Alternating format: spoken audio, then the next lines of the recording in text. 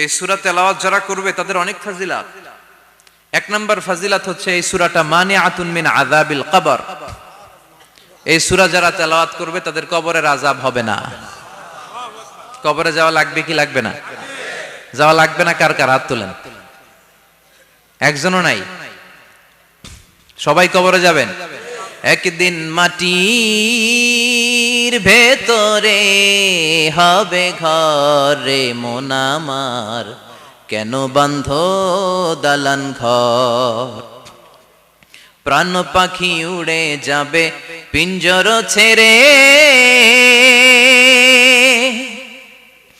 ধরা ধামে সবই রবে তুমি যাবে চলে।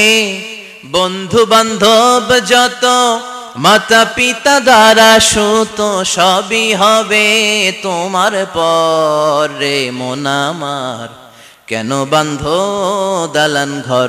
একদিন মাটির ভেতরে হবে ঘরে মন আমার, কেন বান্ধ দালান ঘর? চিল্লায় বলেন ঠিক কিনা? যাওয়া লাগবে, কেউ বাঁচতে পারবে না। দাদা চলে গেল, বাবা চলে গেল, মামা চলে গেল, আমারও যাওয়া লাগবে। সেলিব্রিটি চাই, আরো সম্পদের পাহাড় চাই। ব্যস্ত, আমরা মহা ব্যস্ত। এত ব্যস্ততা কিসের? স্টপ, থামেন, অনেক হয়েছে, আর না। বসেন, একটু ভাবেন।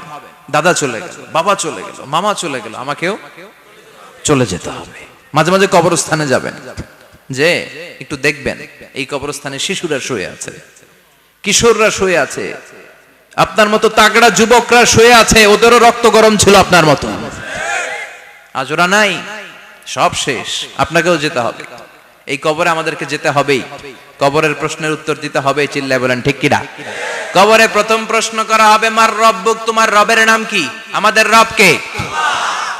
ওমা দীনুক, তোমার ধর্মের নাম কি? আমাদের ধর্মের নাম কি? বিশ্বনবীর চেহারা দেখিয়ে বলা হবে, এই লোকটাকে তুমি চিনো কিনা? চিনি না আমরা?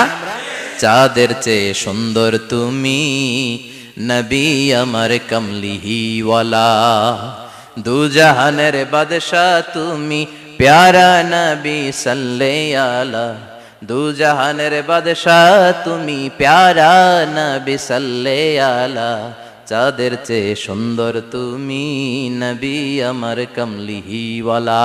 সুবহানাল্লাহ পড়ে। আমাদেরকে জিজ্ঞেস করা হবে, রব কে? বলবো আল্লাহ।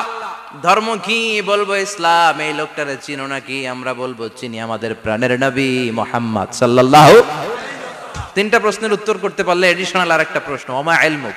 এই তিনটা প্রশ্নের উত্তর জানলা কেমনে? নকল করছো নাকি? বাংলাদেশে নকল আছে না নাই? কোথায় নকল করে? হ্যাঁ, কিছু লিজেন্ড আছে দেখি, একেবারে জামার ভিতরে নকল, টুপির ভিতরে নকল, স্কেলের ভিতরে নকল, মৌজার ভিতরেও নকল। আছে না নাই? কথা বলেন। ফেরেশতারা বলবে, তুমি তিনটা প্রশ্নের উত্তর করলে কি করে? আপনাকে বলতে হবে, আমি কোরআন থেকে শিখেছি, আমি হাদিস থেকে জেনেছি। চিল্লায় বলেন ঠিক কিনা? তখন ফেরেশতারা বলবে, আহলান ওয়া সাহলান, মারহাবান, কংগ্রাচুলেশন, তুমি উত্তর করতে পেরেছো। ইফসাহু লাহু কবরুহু ৭০ যিরান, আপনার কবরটারে ৭০ হাত লম্বা বানিয়ে দেয়া হবে। ইফতাহু লাহু বাবুন ইলাল জান্নাহ, জান্নাতের দিকে দরজা করে দেয়া হবে। ইউলবাসু মিন লিবাসিল জান্নাহ, জান্নাতের পোশাক পরিয়ে দেয়া হবে। আর বলা হবে, নাম কানাউমিল আরুস, বাসর রাতে কনেকে নিয়ে বর যেমনি শান্তির ঘুম, আরামের ঘুম দেয়, তুমিও ঘুম দাও, ঘুমাও। You should get some sleep now, you are very tired man, ঘুমাও, অনেক হয়েছে, ঘুমাও। তোমার এই ঘুম কেউ ভাঙাবে না, ইসরাফিলের সিঙ্গার ফুৎকার ছাড়া। আল্লাহ লম্বা ঘুম যেন দিতে পারি, তৌফিক দাও। আর যারা ইসলাম বিরোধী, কোরআন বিরোধী, বিশ্বনবী বিরোধী, তাদেরকেও প্রশ্ন করা হবে, তোর রব কে? মার রব্বুক, সে বলবে লা আদরি, আমি কিছু জানি না, আমি মাফ চাই, দোয়াও চাই। কথা কন, জানি না, আমি কিছুই মনে করতে পারছি না, আমি কিছু জানি না, আমার ধর্ম নাই, কর্ম নাই, আমার ধর্ম যার যার, উৎসব সবার, আমার কোনো ধর্ম টর্ম নাই, আমার কোনো নামাজ রোজা নাই, আমার কোনো রব নাই। দ্বিতীয় প্রশ্ন, ওমা দীনুক, তোর ধর্মের নাম কি? সে বলবে, ধর্ম কি আমি জানি না, আমি ধর্মরে গালি দিতাম, আমি দুনিয়া ইসলাম রে বাস দিতাম, আমি আলেম ওলামাদের বিরোধিতা করতাম, আর শাহবাগের মঞ্চে উঠে ভাষণ দিতাম। আছে না নাই? সব গুমর ফাঁস হয়ে যাবে, ইয়াউমুত তাকাবুন।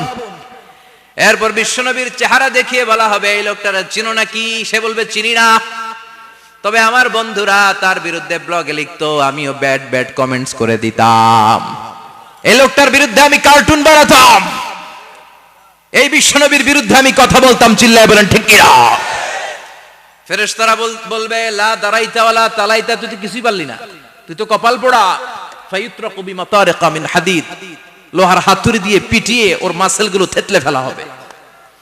ওয়া ইউকালু লিল আরদি ইলতাইমি, কবরের দুই পাশের মাটির বলা হবে চাপ দে, এমন চাপ দিবে ফাতাখতালিফা আদলাউহু, ডান পাশের পাজরের হাড্ডি বাম দিকে ঢুকে যাবে, বাম পাশের পাজরের হাড্ডি ডান পাশে ঢুকে যাবে। কিয়ামত পর্যন্ত এই মারামারি চলবে। আল্লাহ এরকম ভয়ঙ্কর পরিস্থিতি থেকে আমাদেরকে বাঁচাও। ওই কবরের আযাব থেকে বাঁচার দরকার আছে না নাই? বিশ্বনবী বললেন যে ব্যক্তি রাত্রিবেলায় সূরাতুল মুলক তেলাওয়াত করবে তার কবরের আযাব হবে না। ইন্না হাযিহি সূরাতুন আযীমা মানিআতুন মিন আযাবিল কবর, এই সূরাটা এমন সূরা, সাধারণ কোন সূরা না। এই সূরাতুল মুলক যে রাত্রিবেলায় তেলাওয়াত করবে তার কবরের আযাব থেকে তারে বাঁচিয়ে দিবে কে? নাম্বার 1 ফাজিলাত, স্ট্যাটাস, মনে থাকবে তো?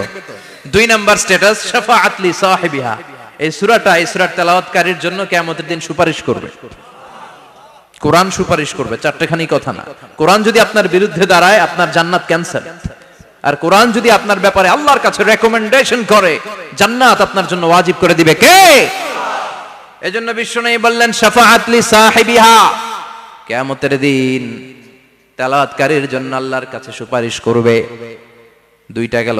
3 নাম্বার বিশ্বনবী বললেন খাসামাত আন সাহিবিহা, এই সূরাটা কিয়ামতের দিন এই সূরার তেলাওয়াতকারীর পক্ষ নিয়ে আল্লাহর সাথে ঝগড়া করা শুরু করে দিবে। আল্লাহর সাথে ডিবেট করবে, ঝগড়া করবে, যতক্ষণ না হাত্তা আদখালাহুল্লাহুল জান্নাহ, হাদিসের টেক্সট হচ্ছে যে যতক্ষণ না আল্লাহ তাআলা তাকে জান্নাতে না ঢুকায় ততক্ষণ ওই সূরার তেলাওয়াতকারীর পক্ষ নিয়ে আল্লাহর সাথে বিতর্ক, ঝগড়া, তর্ক চলতেই থাকবে। সুবহানাল্লাহ, আরো আস্তে বলেন। আবার বিশ্বনবী বললেন মান ক্বারা বিহা ফি লাইলাতিন ফাকাদ আকসারা ওয়া আতওয়াবা, রাত্রিবেলা এই সূরাটা যে তেলাওয়াত করবে পুরো রাত্রিটারে বরকতময় করে দিবে কে? এজন্য বিশ্বনবী আবদার করে, আবেদন করে আমাদের কাছে বলে গিয়েছেন, আমি চাই আমার প্রতিটা উম্মতের হৃদয়ে এই সূরাটা গাঁথা থাক, আমি চাই আমার প্রতিটা উম্মতের সিনার ভিতরে এই সূরার 30টা আয়াত গ্রথিত করা থাক। সুবহানাল্লাহ পড়েন। মাত্র 30টা আয়াত মুখস্থ করতে রাজি আছেন? 1 মাসে কয়দিন? প্রতিদিন একটা করে আয়াত মুখস্থ করলে এই সূরা মুখস্থ করতে লাগবে কয়দিন?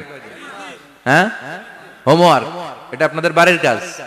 যেহেতু ক্লাসে হোমওয়ার্ক দেওয়া যায় না, আরবিতে বলে আল ওয়াজিব আল মানজিলি। আমি গতানুগতিক তাফসীর করি না, আমি সমাজের খুঁতগুলো ধরে ধরে ডিসকাশনের মতো আমি করি। বিভিন্ন জেলায় যে ওখানকার ইয়াংদের সাথেও বসি, কথা বলি, এটাই আমার তাফসীর, এটাই কোরআনের এক্সপ্লেনেশন এন্ড ইন্টারপ্রিটেশন। এতেই মানুষ উপকৃত হয় বেশি। চিল্লা এখন ঠিক কি না?